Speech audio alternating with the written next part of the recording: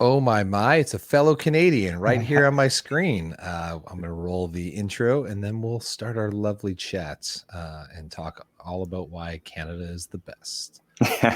Toronto. First, I have to find my clip. Oh, look, I'm being embarrassed in real time. And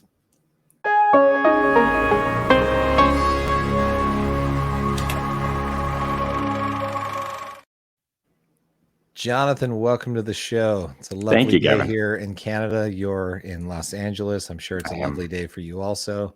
Lovely indeed. Not that Sun is shining. Not that when you work in production and post-production, you get to see outside much because you're just crunched over your computer. The best you can hope for is a nice window view. Yep, I live through headphones. Well, welcome to the Reveel'd family. Thank you. Full disclosure to the audience, I've known Jonathan for years and years now, and we share a lot of actors and composers and people in the film industry in common, both being from the Toronto film scene. Let's talk about Clutch. You've got 2 seasons of this bad boy on Reveel'd. You might have the most episode counts of anything that's currently on the platform, so you give people the most in-depth viewing experience, perhaps. What's the origin of Clutch? Like, how did this, because some of this I don't even know, this is fun when I interview friends. Like, it feels like, oh, it's his friend. I'm like, no, there's lots of things I'm going to learn in this interview. So what's the origin of Clutch? How did this start? What year? Because way back. It's a second question, but I would just do it in 2 parts because you're one of the earliest web series that existed that sort of had a breakout success. So maybe talk about getting in early in web series and then what the origin for the story of Clutch was. Well, that is actually a very interesting question because it was 2007. I made a short film called Your Ex-Lover is Dead, which was about a girl named Kylie who was a pickpocket and had run-ins with the mob. And it was a 27-minute short film, which, as you know, is a terrible length for a short film. But it did have some traction at festivals and took me to Los Angeles for the first time ever for an in-person festival that I went to. And, it got me on this high of like, oh, wow, it's working. This is successful. This is great. And then what? The festival stopped and nothing became of it. And now it was just dead in the water. And my agent suggested making it a web series, but it was a continuing thing that could keep engaging people. And this is now, I guess, 2009. And my impression of web series at that time was that it was all someone talking to their camera about their dating life or how hard it is to be an actor. Now, there were like some... the vlogging world, essentially. The fictional vlogging world. Okay. Like the one that I remember was Lonely Girl 15, if you remember that. Yes, absolutely. Yeah. Which, of course, was scripted. Like social media experiment and scripted, but felt like it was like a found footage reality show, essentially. Sure. Or, I guess around that time, the Guild had started coming out, and it was obviously, effective, but it had a very specific look to it that, in my mind, was the case. And then I discovered a web series called Pink, which didn't do that. And it treated it more like a film. And I said, okay, well, if I could do that, if I just treated it like a film, but episodic with broken up stories in short format that wasn't, limited to a certain, it has to be 5 minutes each episode or anything. Well, now I think I could work with this. And that's kind of what launched me into re-visioning how I saw a web series, which at the same time, the world was starting to do that as well, re-envisioning what they saw as acceptable for YouTube. There was so many debates over how long your episode could be and people would watch it or wouldn't watch it and all of that. And so I guess I just got to play and discover, what worked and what didn't by not knowing the real rules. And we ended up doing very well as it started to release between 2009 and 2013. And people were responding to it in a way that was like they hadn't seen anything like that before, and calling it the HBO of web series, and recognizing that on the web, especially at that time, there were no real content restrictions the way you would get with television or movies. So they refer to you as the HBO of web series because you had nudity. Not just the nudity. I mean, there I kid. certainly is a lot of nudity. There was a Saturday Night Live commercial or parody or Comedy Central, something that had a like, oh, it's not nudity, it's HBO. It's about like actors justifying That's right. why they were going to appear naked and something. No, but you were, you were edgy, and it had like violence and darkness to it, and nudity here and there. It's like that wasn't things you saw in sort of web broadcasts, short films and things at the time. And So dominatrixes and characters that weren't accepted. I mean, now we're seeing shows that will play to a niche audience, but there wasn't a lot of content appealing to the BDSM community, for example. So you launch it, which on YouTube was the original broadcast? No, at the time I didn't go with YouTube. There was a place called Coldcast and Blip TV, both now defunct, that Coldcast was an interesting experiment because they had the guy that founded Quicken started it. So he had some money behind this platform, and it looked big and bold and super exciting. But ultimately, I think it didn't have a good business model and didn't survive the test of time. So it comes out, and how do you go from a season 1 to a season 2? Because I imagine you tried to shoot it similar to a film, where you tried to shoot as much of it as close together as kind of like one group production, and then you do what I think is the impossible as an independent film. You essentially have to go, independent filmmaker I should say, you go and find a way to make a sequel immediately, but you're not, you didn't go out into the world where you could make traditional revenue like a film can sell to TV networks and things. So how do you go from season 1 to season 2 of a web series? I think season 1 had and it was block shot. Season 1 was block shot, and I think it had done so well in the web series festivals and with the response online, and we were going to conventions and selling merchandise and selling DVDs, and it was just going too well to want to stop. So I reached out to the same people and I said, hey, do you want to do it again? And I got enough people saying yes that we put our heads together. I also turned it into more of a TV style production in that we had a writer's room. So several people are involved in writing the story arc, and then individuals would be tasked with different episodes. And then we did shoot season 2 over a period of a couple of years. We'd get more funds together and then shoot another episode. Talk about the cast and crew on the project, because some of these folks have gone on to do some pretty incredible careers. You're the cornerstone. Not to say that they weren't all talented before they met you and after they met you, but you were at a cornerstone of finding people at just the right time before their careers really sort of significantly like skyrocketed. Something I heard a long time ago, Clint Eastwood said that 90% of directing is in the casting. And I took that to heart, coming from an acting background, that it's all about finding the right actors. And we auditioned a lot of people. We used a casting director right from the very first episode, Ashley Hallahan, actually, who now has a very successful casting. Yeah, absolutely. Nothing but fond memories of just socializing with Ashley. She was involved in my film 4 Shots, the one that never got made. In casting that was, I think, her first official casting gig. But yeah, love Ashley. Again, the Toronto, like this is what people need to also learn is, if you're interested in making film, whatever city you're in, whatever town you're in, there is a community, and just get involved in that community anywhere, and you will just start to realize all of the same people are making the best projects. And I think that's part of it, is just deeply involving, immersing yourself in that community. So Ashley's involved. Yeah, she's casting amazing things now. And Elitza, who played Kylie, her audition was great fun, because the moment the door opened, I knew she was the one. And she carried an energy about her, and it was that energy. Basically, at that point, it was, as long as she can act, if she can deliver lines, she's in this thing. And sure enough, she killed the scene out of the park. And when she walked out of the room, Ashley and I looked at each other and just fell back in our chairs. It's like she had a really interesting story growing up, where, it was, tell us about yourself. Well, I grew up at 7 on the streets of Bulgaria, shooting guns and stealing to eat. I'm like, okay, you got this part. You're like, I think you're going to inspire the backstory of this character further than we would have thought. Exactly.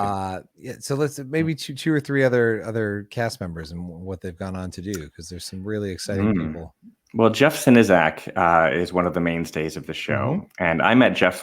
We were both in a student film, a very well-produced, big-budget student film, World War II piece, where we essentially went through basic training together, Oh, wow. and became lifelong friends from that film. And I had always respected him as an actor, and wrote the character with him in mind. So he didn't audition. I knew that Mike was going to be Jeff Sinizak. But Matthew Carvery, who is the other main male through the show, Mm-hmm. he was an interesting cast because the role was written to be I guess I've spoiled the first episode. The role was written to be a one-timer. He was going to come on and you'll never see him again.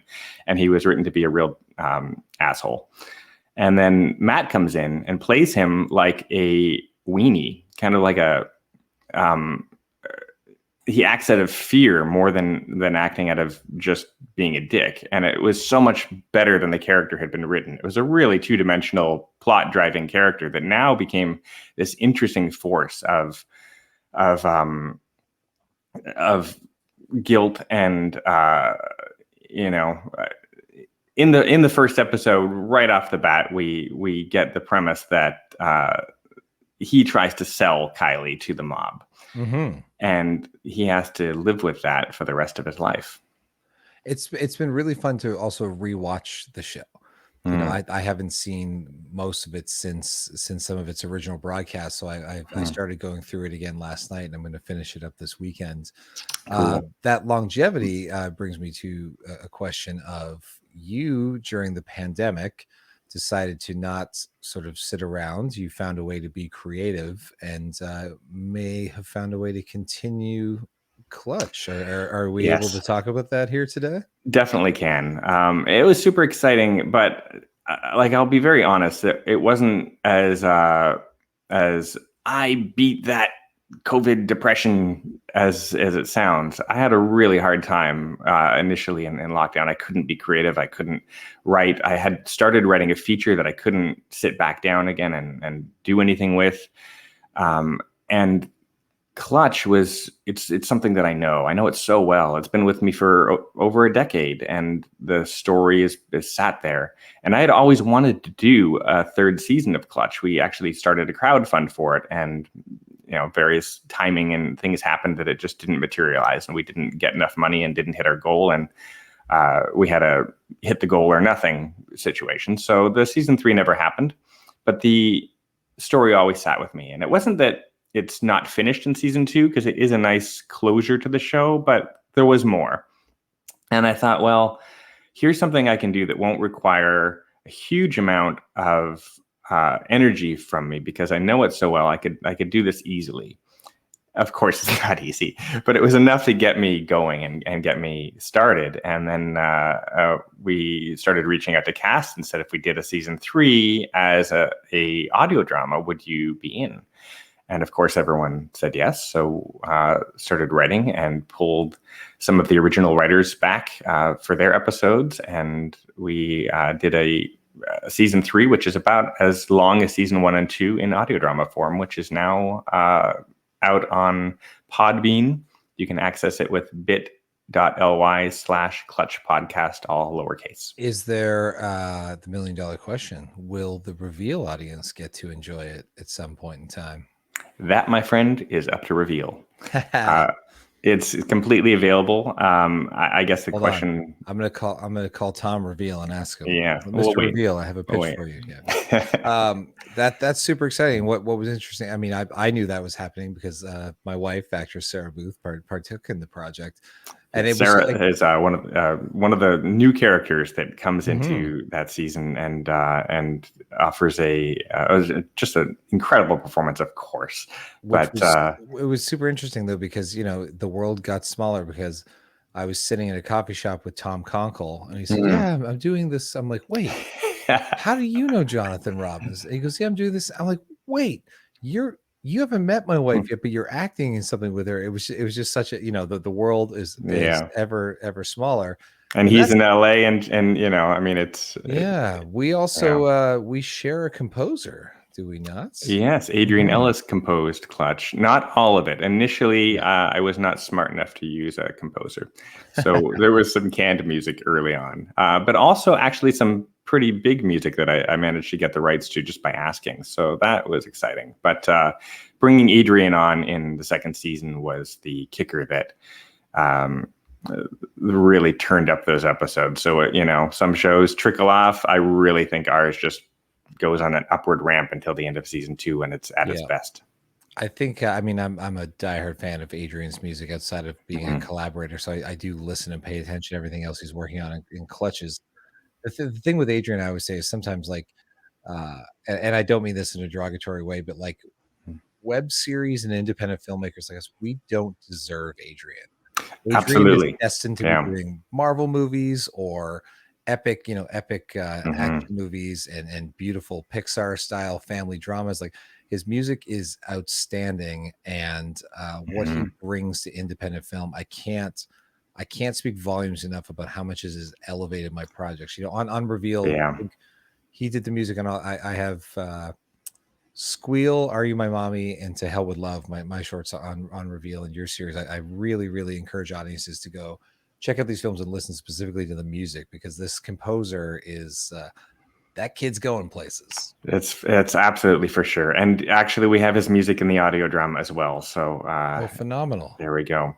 The once you've watched the show, he actually does a score breakdown episode that we have to get that episode up on a review. Let's talk to Adrian, because he will go through and show you everything that went in his mind as he created the score and created these different themes for the different characters. And in that episode, everything collides, and he really had to figure out how to make the score shift gears quickly without colliding in a negative way.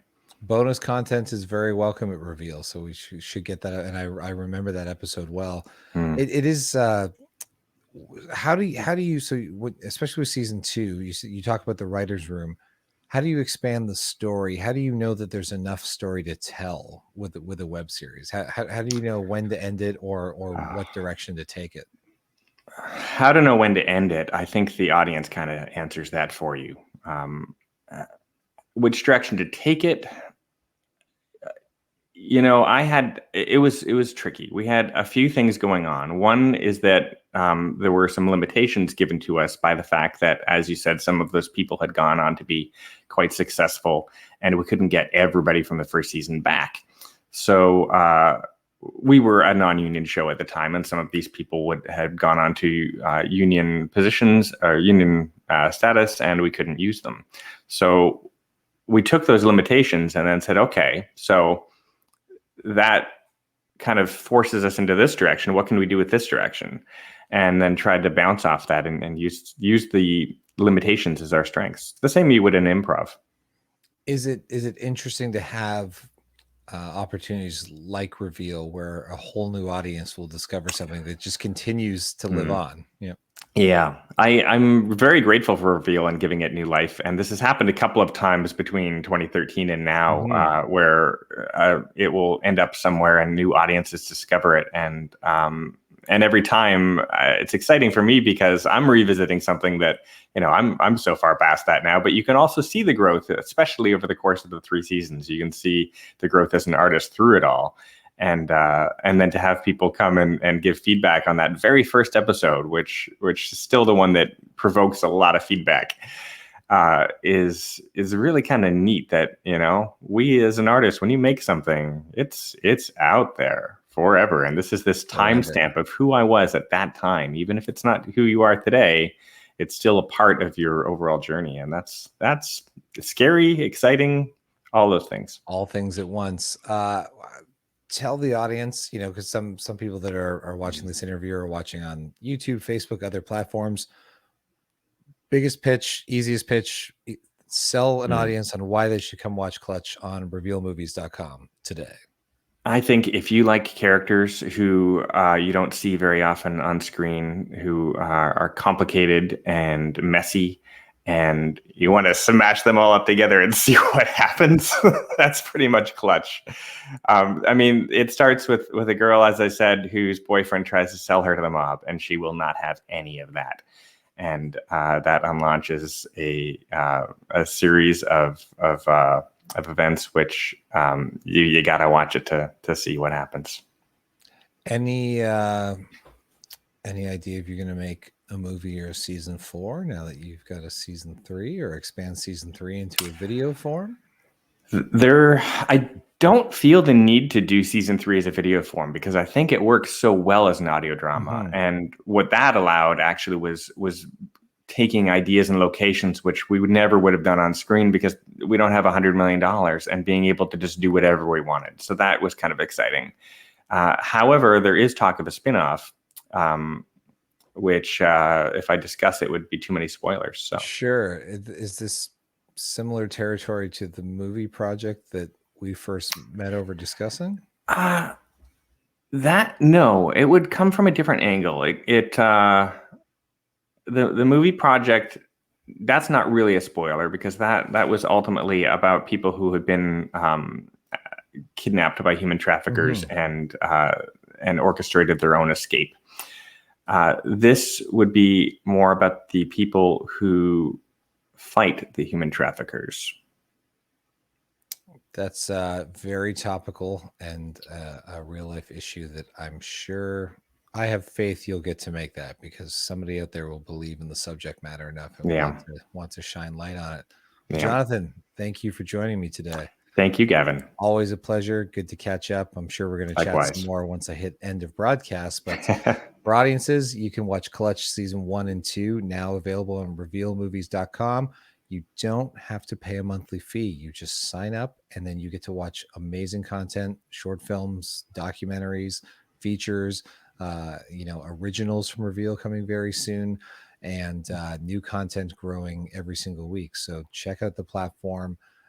Check out Jonathan's work. I've got work on there. There's so many other great filmmakers that are there. We're going to keep interviewing people every single week so you can kind of get a little bit of process behind the scenes of how they came up with these ideas and why independent content is always the most interesting that you'll find.